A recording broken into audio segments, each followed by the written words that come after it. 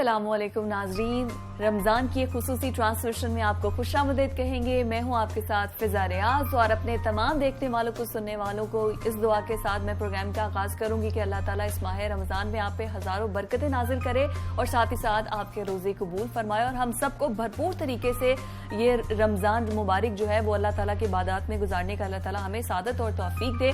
और जो भी लोग बीमार हैं अल्लाह ताला उनको जल्द सेहत याब करे। अब बीमार वो लोग हो जाते हैं जो रमजान में एहतियात नहीं करते हैं अपनी डाइट का, अपने आप को फिट रखने के लिए वो बहुत ज्यादा पेट भर के खा लेते हैं, जिसकी वजह से उन्हें बहुत से मसाइल का सामना करना पड़ता है, जिसमें जलन है, आपकी डिहाइड्रेशन हो जाती है, गर्मी के रोजे की वजह से इतनी तली हुई चीजें खा लेते हैं कि उसके बाद सारा दिन आपको सीने में जलन रहती है।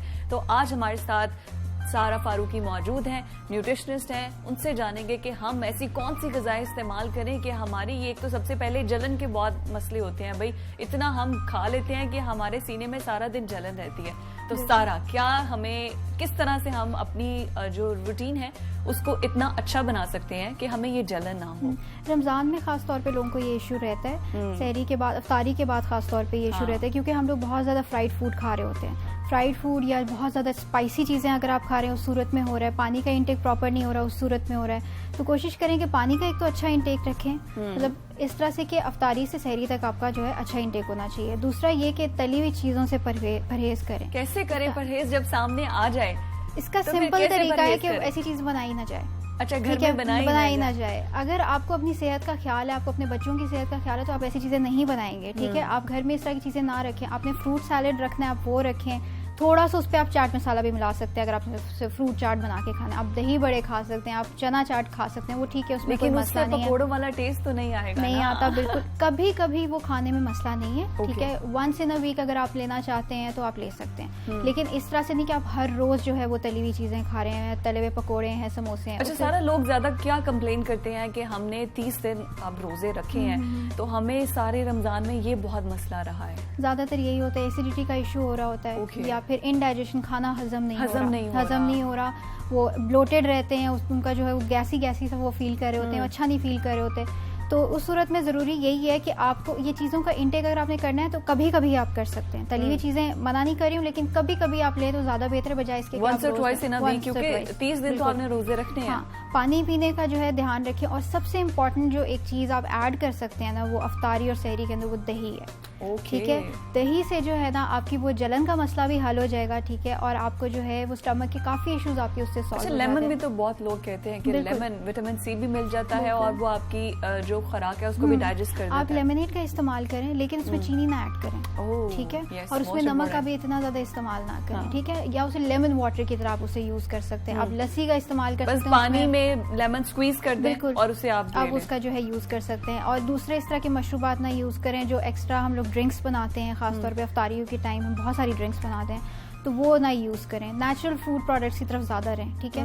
अगर आपने जो है सैलेड भी लेना है, आप उसमें भी दही ऐड करके यूज़ कर सकते हैं। अच्छा, सैलेड में क्या बीन्स हो और क्या लेटेस हो, मतलब इस तरह की चीजें होती हैं? जो नॉर्मली जो वेजिटेबल सैलेड बनता है, जो भी सीजनल वेजिटेबल्स हैं, उनका सैलेड बनाएं आप, उसके अंदर बीन्स ऐड करें, उसके अंदर कॉर्न ऐड करें और डिफरेंट जो वेजिटेबल्स आए हैं वो ऐड कर सकते हैं। और उसमें आप फ्रूट्स भी ऐड कर सकते हैं, ऊपर से आप डेट्स भी ऐड कर सकते हैं उनके अंदर, ठीक है? वो एक हेल्दी खजूर तो वैसे ही नेमत है और अफ्तारी हमारी खजूर के बगैर अधूरी है। यूज कर सकते हैं। और जिसे कहते हैं कि इतना हेल्दी है आपके लिए, वो जिसे कहते हैं आपका इफ्तार हो जाएगा, आपका उसी से ही पेट भर जाएगा। अगर आप एक बोल पूरा प्रॉपर वो उसका ले लेते हैं, उसके ऊपर आप जो है दही भी इस्तेमाल कर सकते हैं। और अगर आप जो है वो नहीं यूज करना चाहते तो आप 1 टीस्पून ऑलिव ऑयल भी यूज कर सकते हैं, ठीक है? तो इससे अब इसका फायदा आपको यही हो रहा है कि आपको वो जो जलन का इशू है, वो जो स्टमक इश्यूज हैं, वो आपको नहीं होंगे। मैंने ये बात पहले भी की थी कि इफ्तारी के टाइम खासतौर पे उसको स्नैक लेके चलें, उसको एज अ मील ना लें। हम लोग जो है हैवी मील कर लेते हैं, उसके बाद फिर ये होता है कि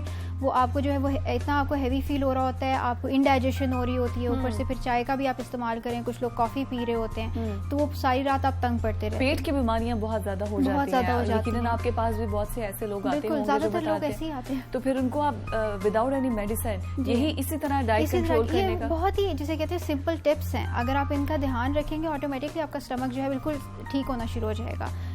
अफ्तारी और सहरी के टाइम अगर आप जो है अपना खाना थोड़ा सा कंट्रोल करें और हाई फाइबर फूड्स का इंटेक करें, तली हुई चीज़ों का इस्तेमाल ना करें। खुद हफ्ते में कितनी बार तली हुई चीज़ें खाती हैं? बहुत कम बहुत कम। अच्छा, खाती हूँ। मतलब अब आदत नहीं रही उस तरह से, पहले बहुत आदत। You have to stop yourself. Yes, मतलब आपको खुद ही कंट्रोल करना है। आपकी बॉडी वैसे ही जिसे कहते हैं कि वो सेटल हो जाएगी जैसे आप उसे करवाना ठीक है। ऐसा कोई कॉन्सेप्ट नहीं है कि मुझसे नहीं हो रहा, मैं नहीं कर सकता या कर सकती, ठीक है। अगर आपकी विल पावर स्ट्रांग होना, आप कुछ भी कर सकते हो। अगर आप कम खाना चाहते हो, आप चाहते हो वेट लॉस करना चाहते हो, आप कर सकते हो। आपको सिर्फ अपना जिसे कहते हैं मेंटली स्ट्रांग रहना बहुत जरूरी है। ज्यादातर लोगों का ब्लॉक जो है ना मेंटली जो है ब्लॉक होता है, यानी कि वो उस चीज को एक्सेप्ट नहीं कर पा रहे होते कि हमसे नहीं होगा, या लोग उनके आसपास कहते हैं कि भाई तुम नहीं कर सकते, तुम्हारा वेट लॉस नहीं हो सकता, या तुम नहीं कंट्रोल कर सकते, तो उनके माइंड में वो चीज़ जो है रह जाती है, तो इसलिए वो कंट्रोल नहीं कर पाते। हालांकि हर बंदा, हर इंसान जो है इस चीज़ को कंट्रोल कर अच्छा, ये रूटीन कितनी हेल्दी है कि 30 दिन हमने एक तो अल्लाह ताला की इबादत भी करनी है, लेकिन फिर आपका खाने का रूटीन एक सेट हो जाती है, तो हमारी बॉडी के पॉइंट ऑफ व्यू से मतलब ये रूटीन कितनी अच्छी है, कितनी हेल्दी है। प्लस जो लोग बहुत से जिनको कार्डियक इशू भी होता है, डायबिटीज बहुत से लोग होते हैं, डायबिटीज़ का भी इशू होता है, वो खुराक के ज़रिए इन चीज़ों को किस तरह से कम कर सकते हैं? इस चीज़ को कंट्रोल इस तरह से किया जा सकता है, ख़ासतौर पे अगर आप डायबिटीज़ की बात करते हैं, ठीक है, वो अपना सहरी जो है वो हाई फाइबर ही रखें, ठीक है। शुगरी चीज़ों से वो दूर रहें, ठीक है। किसी तरह की भी जिसे कहते हैं सिंपल शुगर्स का इस्तेमाल ना करें, या फ्रूट जूसेस का इस्तेमाल ना करें, ठीक है ना। नेचुरल स्वीट भी आपने नहीं ले सकते आप, ठीक है। अगर इफ़ यू आर डायबिटिक, आपको डायबिटीज़ है, तो आप नेचुरल शुगर्स भी नहीं ले सकते हैं। आप जूसेस का इस्तेमाल नहीं कर सकते। एज अ होल आप फ्रूट इस्तेमाल कर सकते हैं, क्योंकि उसके अंदर फाइबर मौजूद होता है। एक दफ़ा उस फ्रूट का आपने जूस निकाल लिया, उसमें से फाइबर कंटेंट अलग हो गया, ठीक है, तो वो सिर्फ जो है उसके अंदर शुगर है, कॉन्सेंट्रेटेड शुगर है।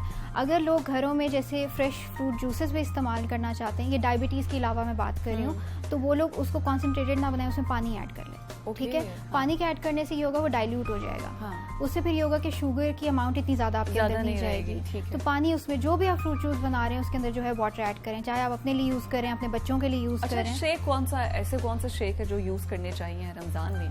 रमज़ान में आप ये जिस तरह के आजकल जो भी फ्रूट्स आए हुए हैं, आप किसी का भी शेक यूज़ कर सकते हैं। बनाना शेक है, एप्पल शेक है, स्ट्रॉबेरी शेक बन रहा होता है, ठीक है, ये आप इस्तेमाल कर सकते हैं। बस पॉइंट मेन क्या है कि एक इंग्रेडिएंट उसके अंदर ऐड नहीं करना, चीनी नहीं डालनी, शुगर नहीं ऐड करना, ठीक है ना। अच्छा, शक्कर ये मतलब ब्राउन शुगर भी अक्सर लोग यूज करते हैं, क्या वो भी आपको शेक के लिए यूज करने की जरूरत नहीं है। फ्रूट्स ऑलरेडी बहुत स्वीट होते हैं, उनके अंदर नेचुरल शुगर्स ऑलरेडी मौजूद हैं। अक्सर लोग फ्रूट सैलेड में भी शुगर ऐड कर रहे होते हैं, शेक्स में भी ऐड कर रहे होते हैं, जरूरत ही नहीं है, वो ऑलरेडी जिसे कहते हैं बहुत स्वीट है। अगर आप उसकी आदत डाल लेंगे ना, आपको जरूरत नहीं पड़ेगी। स्ट्रॉबेरी शेक तो मीठा नहीं होता, हाँ, वो इतना नहीं होता उसमें। अगर आपको दिल कर भी रहा है तो आप उसमें जो है ब्राउन शुगर ऐड कर सकते हैं। ब्राउन शुगर वैसे ज्यादा अफेक्ट नहीं करती, बहुत ज़्यादा अमाउंट में लेंगे तो करेगी। अच्छा, वो भी करेगी, वरना ये भी कॉन्सेप्ट है ना हमारे यहाँ के, शक्कर अगर आपने डाल लिया तो शक्कर से कोई मसला नहीं है, डायबिटिक जो है वो भी यूज कर सकते हैं। नहीं यूज कर सकते। अच्छा, वो भी यूज नहीं कर सकते, उनके लिए शुगर से अलाउड नहीं है। डायबिटीज जो है, जिनके डायबिटिक्स हैं, जो डायबिटीज है जिनको, वो लोग शुगर का इस्तेमाल नहीं कर सकते। नेचुरल फ्रूट्स का वो इस्तेमाल कर सकते हैं, लेकिन उसमें भी चंद एक फ्रूट्स हैं जिनका वो इस्तेमाल नहीं कर सकते। लेकिन कोशिश यही करें कि शुगर्स का वो बिल्कुल भी जिसे कहते हैं यूज ना करें, किसी भी किस्म की मीठा जो है वो इस्तेमाल ना करें। हाई फाइबर फूड्स का वो ज़्यादा इस्तेमाल रखें। वेजिटेबल सैलड्स बना के वो यूज़ कर सकते हैं, होल व्हीट आटे का इस्तेमाल कर सकते हैं, ठीक है। और उनके लिए भी यही है कि वाइट आटा इस्तेमाल ना करें, सही है ना, उससे भी शुगर जो है बहुत स्पीड से आपका इंक्रीज हो जाता है।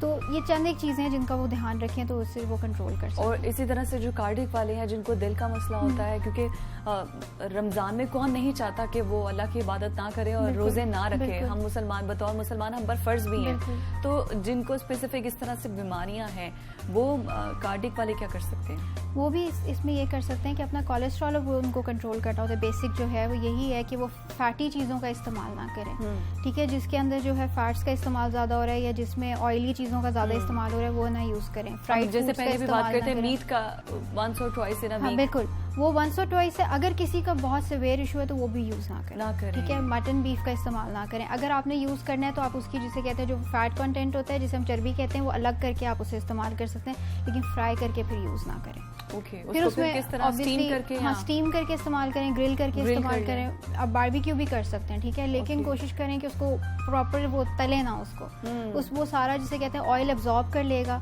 और वो एक्स्ट्रा जिसे कहते हैं कि आपको फिर वो प्रॉब्लम कॉज करेगा। अच्छा, ऐसी कौन सी हेल्दी सब्जियां हैं, वेजिटेबल्स की तरफ अगर आए तो वो रमज़ान के अंदर हमें बहुत फायदा। अच्छा, बहुत से लोग हैं जो सब्जियां खाते भी नहीं हैं, बहुत सी ऐसी दालें हैं जो खाते भी नहीं हैं, तो वो लोग ऐसी उनकी खूबियां बताएं ताकि पता चल सके लोगों को कि ये कितनी ज़रूरी है हमारे लिए। देखिए सब्जियां हैं, फ्रूट्स हैं, ये सबसे कम कैलोरीज वाली चीज़ है। ठीक है।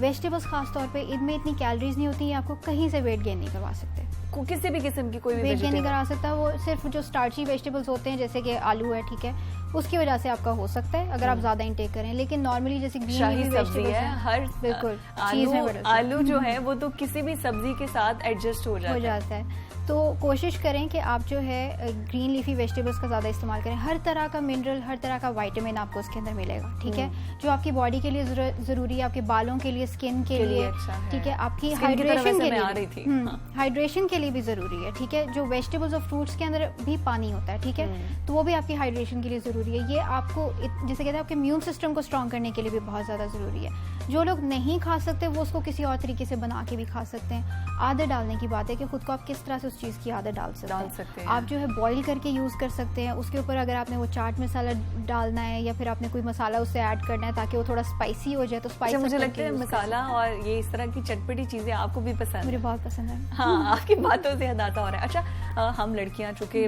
डिहाइड्रेशन की वजह से परेशान हो जाती हैं कि हाय हमारी स्किन को क्या हो गया, पिंपल्स निकल आए, तो इसके लिए क्या रूटीन होनी चाहिए? एक तो अल्लाह का नूर वैसे ही बहुत ज़्यादा बरस रहा होता है कि आप 5 वक्त की नमाज अदा करते हैं, नींद पूरी लेते हैं, टाइम से खाना खा रहे होते हैं, लेकिन उसके बावजूद भी हम कहीं ना कहीं कोताही करते हैं और हमें ये मसले फेस करने पड़ते हैं। सबसे इम्पॉर्टेंट एक चीज़ है, अगर आप वो छोड़ देंगे ना आपके पिंपल्स का इशू ख़त्म हो सकता है, वो है शुगर, ठीक है। मैं दोबारा से कह रही हूँ, शुगर के इंटेक की वजह से पिंपल्स बहुत जल्दी निकलते हैं। अगर आप मीठा अगर आप बहुत ज्यादा इस्तेमाल कर रहे हैं, हम चॉकलेट फॉर्म में खा लेते हैं, नहीं, किसी भी फॉर्म में आप ना खाएं। आप चॉकलेट्स में भी नहीं खा सकते, आप किसी चीज में नहीं खा सकते। पानी का ज्यादा इस्तेमाल करें, फ्रेश फ्रूट्स एंड वेजिटेबल्स का इस्तेमाल कर सकते हैं, लेकिन शुगर से जितना दूर रह सकते हैं उतना दूर रहें। उससे ये होगा कि आप कितने लीटर पानी, वैसे तो आई गेस 6.5 कहते हैं कि आप एक दिन में नॉर्मली 7 to 8 ग्लासेस पी सकते हैं, लेकिन जिस तरह से गर्मी है हर पर्सन की जो है रिक्वायरमेंट डिफरेंट होती है। हर किसी को 10 ग्लास चाहिए, बहुत ज्यादा होती है, किसी को 12 ग्लास चाहिए होते हैं, किसी को 14 ग्लास चाहिए होते हैं, ठीक है। हर किसी के लिए वो डिफरेंट है। जितनी आपको प्यास लगती है आप उतना पानी रखें, लेकिन हमेशा अपने साथ बॉटल कैरी करें।